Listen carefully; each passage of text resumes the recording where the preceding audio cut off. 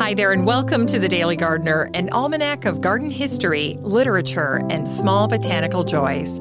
I'm Jennifer Ebling, and today is April 21st. If you kneel by the peonies right now, you'll see them. The new shoots already pushing. Red, glossy, and tight as fists. But last year's stems are usually still there too. They're dry, hollow, and attached more firmly than they look. It's tempting to grab them and pull.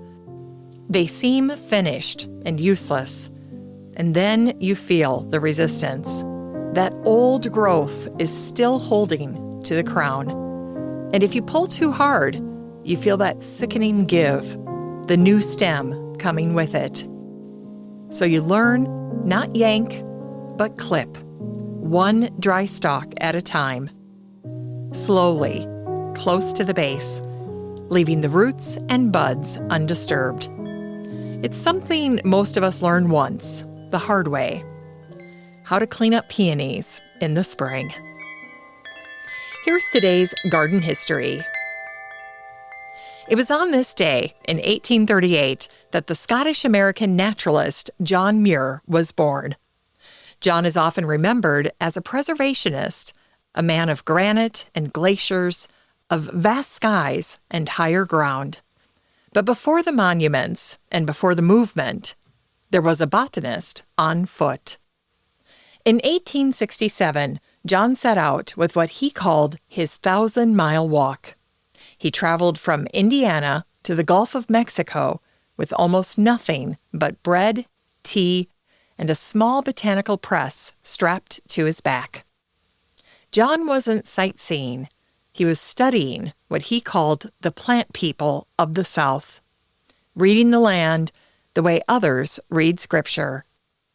John learned by kneeling, by stopping, and by reading which plants grew where ice once rested. He noticed how willows bent along old moraines and how lichens mapped time more honestly than clocks. From those years in the field, John proposed something radical. That Yosemite Valley had been shaped by glaciers, not catastrophe. The plants had told him. Long before maps and measurements caught up, the willows and the lichens had already explained the valley. From there, John began to resist the idea that a garden was something to be controlled at all. To John, the whole world was already planted, and it was a gift from God. To him, every wildflower was a spark of the divine. Once, during a violent windstorm in California, John climbed a 100-foot Douglas spruce to feel the storm from inside the tree. He clung there for hours while the tree swayed and sang and flung its scent into the air. Later, John described himself in that moment as a bobolink, a small meadow bird, light enough to ride a bending reed. John closed his eyes and let the wind carry him. He called it a botanical experiment. John believed wildness was not optional. It was medicine. He wrote, "Thousands of tired, nerve-shaken, over-civilized people are beginning to find out that going to the mountains is going home." John died from pneumonia in a Los Angeles hospital on Christmas Eve in 1914. He was 76. There was a manuscript about Alaska open on the bed beside him. By then, John had already helped establish Yosemite as a national park and had founded the Sierra Club in 1892. Today, April 21st, is still celebrated as John Muir Day, a date that returns each year like a footstep on a familiar trail. And it was on this day in 1910 that the American writer Mark Twain died. He was 74. Mark had a deep respect for the natural world, but he couldn't help meeting it with wit. He read the land honestly, trusted what he found, and then turned the view slightly sideways, inviting us to see what he saw without romance, but never without care. In Europe, Mark took particular aim at formal gardens, places trimmed into obedience. He wrote that the gardens of Versailles were so stiff and polite, they felt afraid to breathe, and that even the statues were crowded, making the trees look lonely. But Mark understood wild systems intimately, nowhere more so than on the Mississippi River. As a steamboat pilot, he learned the river the way a doctor learns the body.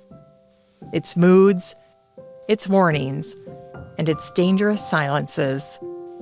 Mark became familiar with its willow-tufted islands, its cottonwoods shedding like spring snow, its shifting sandbars, and its dead timber waiting just below the surface.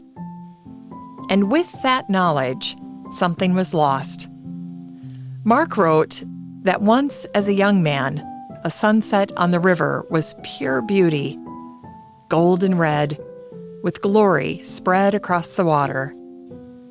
But later, those same colors meant danger, wind, snags, and risk. He said, all the grace, the beauty, and the poetry had gone out of the majestic river. Mark never stopped writing about it, the cost of knowing a place so well that wonder quietly slips out the back door. In today's Unearthed Words, we hear from the American conservationist Aldo Leopold, who died on this day in 1948. Aldo believed gardens could exist at the scale of entire landscapes.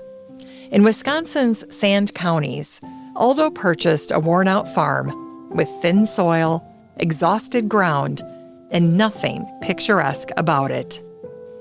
Aldo and his family planted tens of thousands of trees, restored prairies, and recorded when flowers bloomed and birds returned. He treated the land as a teacher, and from that work came a Sand County Almanac, a book that reads like a garden journal, written by someone willing to change his mind. Aldo once described watching the green fire die in the eyes of a wolf he had shot. He watched it go out. He stood there, knowing what removing a predator does to a mountain. His land ethic was simple and demanding. He wrote, "A thing is right when it tends to preserve the integrity, stability, and beauty of the biotic community." On April 21st, 1948, Aldo died doing the right thing. He was helping a neighbor fight a grass fire and working to protect the very land he had spent years restoring. His body was found facing the marsh. And somehow, Aldo would have understood the rightness of that.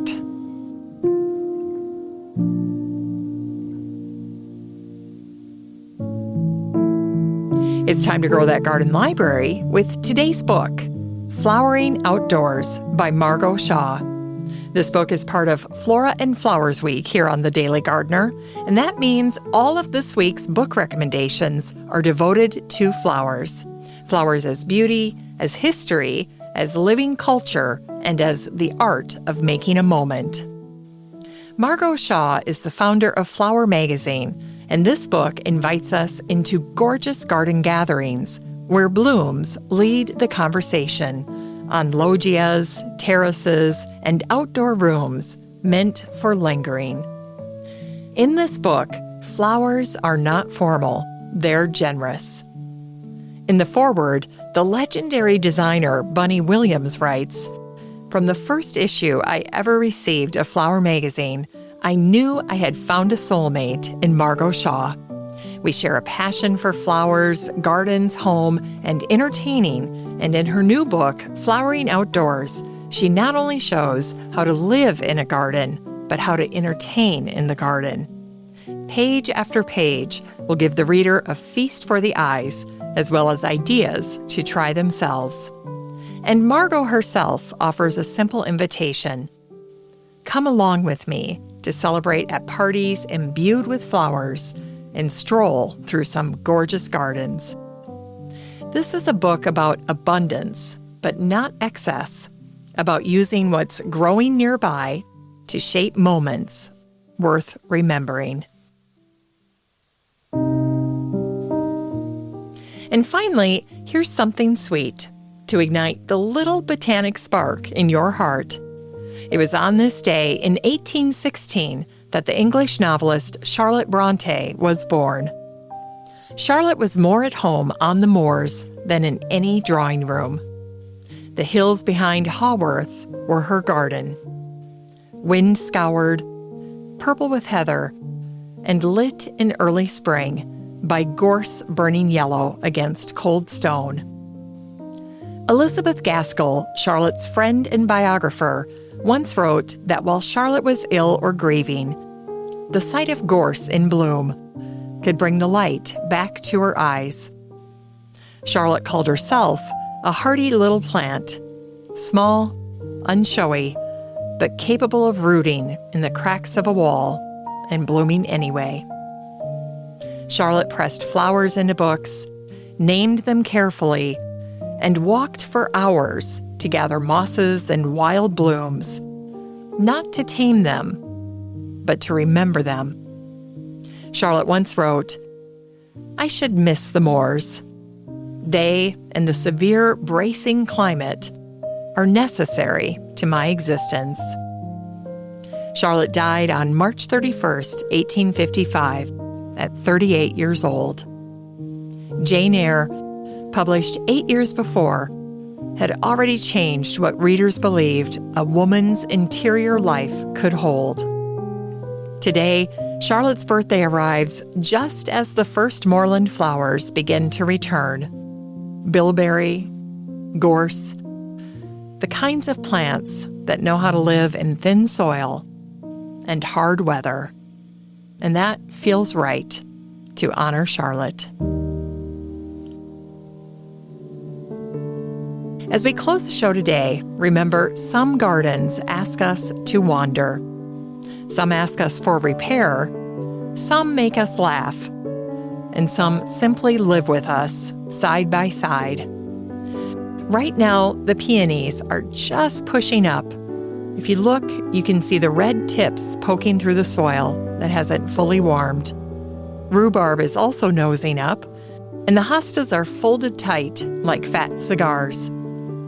Fern croziers are all coiled up, anemones hover close to the ground, and lungwort, or pulmonaria, is just beginning to color. Everything is underway. Thanks for listening to The Daily Gardener, and remember, for a happy, healthy life, garden every day.